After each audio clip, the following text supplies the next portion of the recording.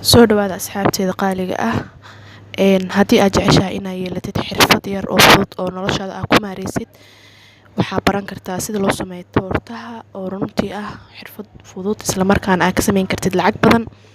Gabdho badan ay soo weydiiyeen siday ku baran karaan iyo meelaha ay ka helayaan. Waxaan idinla wadaagi doonaa qof si bilaash ah oo lacag la'aan ah idinku bari doono, waliba asoonan waxba idinka hagraneynin.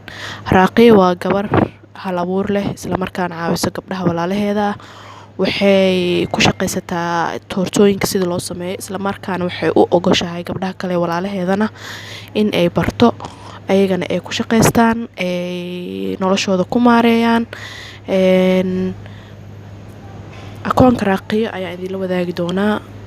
YouTube ayay leedahay. YouTube-keeda waxay kusoo bandhigtaa cuntooyin kala duwan laakiin waxay xoogga ku saartaa sida loo sameeyo toortooyinka, kuwa xafladaha, kuwa aroosyada, kuwa happy birthday-ga, any kind oo leeyahay toortaha ayay sameysaa.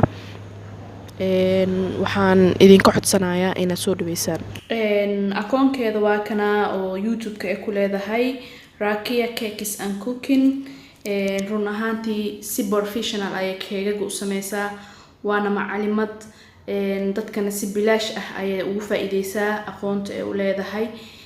Gabdho badan oo jecel ayaa jiro inay khibrad ku yeeshaan run ahaantii oo na jecel inay ku ganacsadaan, waana xirfad aad u fudud isla markaana aad ka sameyn kartid lacag badan. Waa ujeedin keegageeda sida quruxda badan basic ay kaaga soo bilaabeysaa kor ayay u socotaa.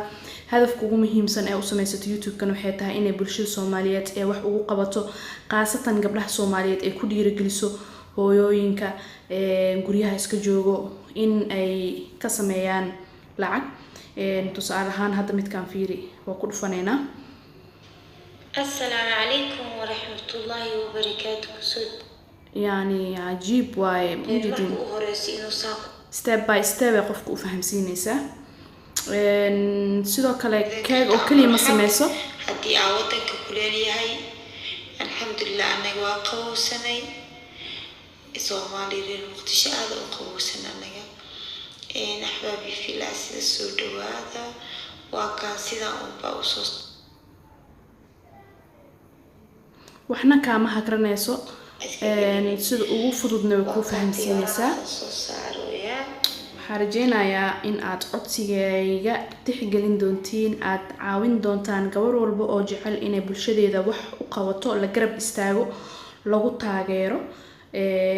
Aragsi u sameynaysa keega wallahi waa qof maasha Allah talent ay leedahay. Waxaa loo baahan yahay marka gabdhaha noocaas oo kale ah ay bulshadooda wax u qabanayaan in la support gareeyo, la taageero, la garab istaago, loo share gareeyo videoyaasha. Aan wax ku nahayna waxay tahay waa iscaawinaada iyo istaageerida. Kumanaan dad oo maalayacni soo dhig waad aragteen sida loo support gareeyo, laakiin dadka mudan waa dadka wax laga faa'iidayo. Haddaba haddii aad jeceshahay xirfadda toortaha iyo cunto karinta aana jeceshahay inaad lacag ka sameysid ama business aad ka sameysid, akoonkaan la xiriir. Run ahaantii si free ah oo aanan waxba lagaaga hagranin ayaa lagu fahamsiin doonaa. Waan ku ballan qaadayaa inaad wax badan ka faa'iidi doontid. Waa walaashin idil waxaan rajeynayaa inaad Raaqiya soo dhaweyn doontaan. Wassalaamu calaykum waraxmatullaahi wabarakaatuh.